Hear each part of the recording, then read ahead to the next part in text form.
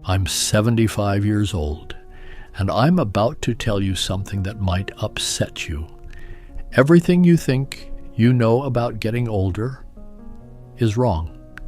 And the worst part, the people who should have warned you, your parents, your teachers, society, they either didn't understand it themselves or they were too afraid to say it. I believed the same lies you probably believe right now. For the first 50 years of my life, I thought I had it all figured out. I did what I was supposed to do. I followed the rules. I chased stability. I chased respect. I chased the kind of success that looks good from the outside. And for a while it worked. I had the career. I had the house. I had the approval of my peers. But at 52, something happened that shattered everything I thought I knew. And what I discovered in the years after that changed how I see life, death, and everything in between. Before I tell you what happened, I need you to understand something. I'm not making this video to sound wise. I'm not making it to impress you. I'm not making it because I think I'm special. I'm making it because I'm running out of time.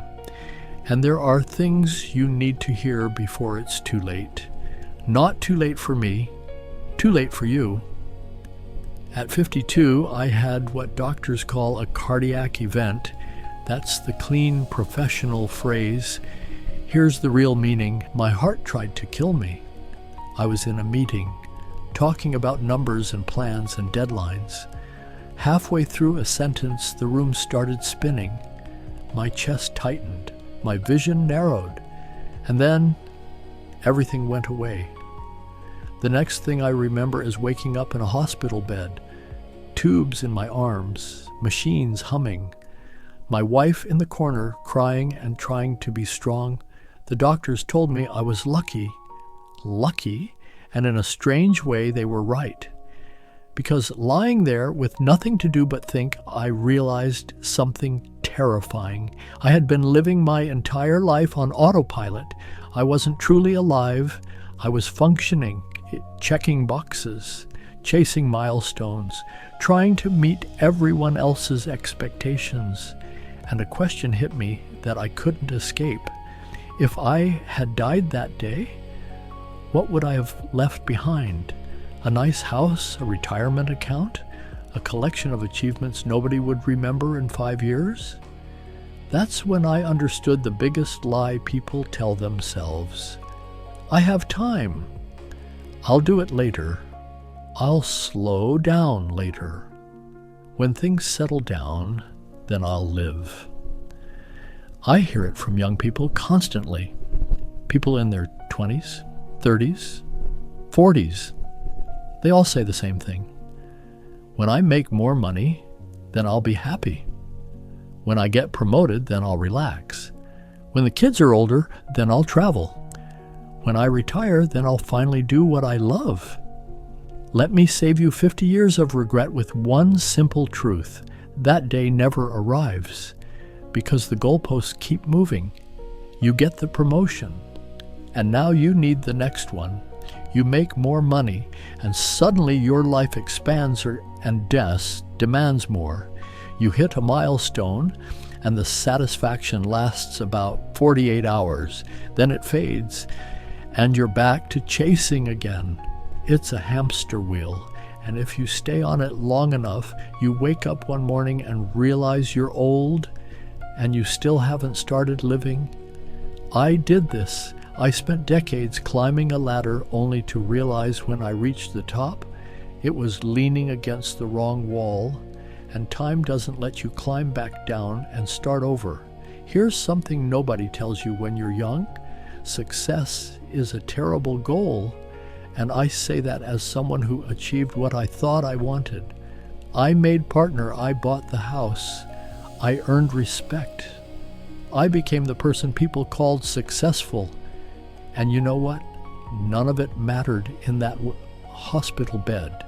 Not one title, not one deal, not one compliment. Because when life gets real, your brain stops caring about status. It asks only one question. Did you actually live? I had a friend who died a few years ago at 68. He worked 70-hour weeks his entire life, built a business, never took a real vacation, always said he'd slow down next year. Next year came, and then he had a stroke. At his funeral, his son said something I'll never forget.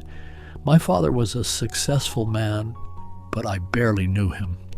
That line should scare you, because your deepest regrets won't be about mistakes. They'll be about omissions, the things you never did, the risks you didn't take, the love you didn't express, the people you didn't prioritize. I don't lie awake thinking about failed business deals. Those don't matter in the end. You know what keeps you up? The trip you never took because you were too busy. The friendship you let fade because you were focused. The book you wanted to write but never started. The time you didn't spend with your kids because work felt urgent. These things don't disappear. They collect inside you, and they get heavier with every year. Here's another truth most people avoid. The people you love, you think you have unlimited time with them. You don't. One day without warning, that time runs out. My father died when I was 45. We had a complicated relationship, and I always thought we'd fix it later.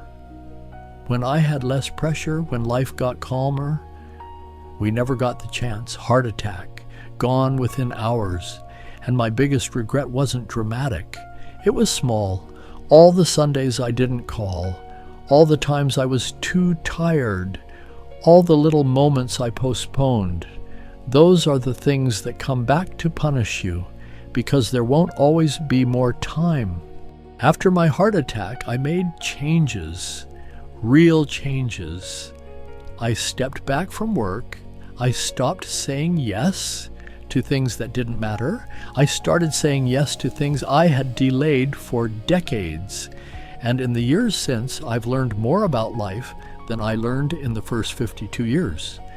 And what matters is embarrassingly simple. Time with people you love. Work that feels meaningful to you. Experiences, not possessions.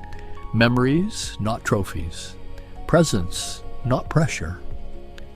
I know how this sounds.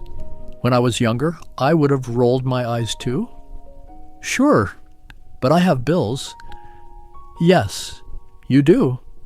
I'm not saying quit your job. I'm saying don't sacrifice what matters most for things that won't matter at all. So here's a question I want you to ask yourself and answer honestly.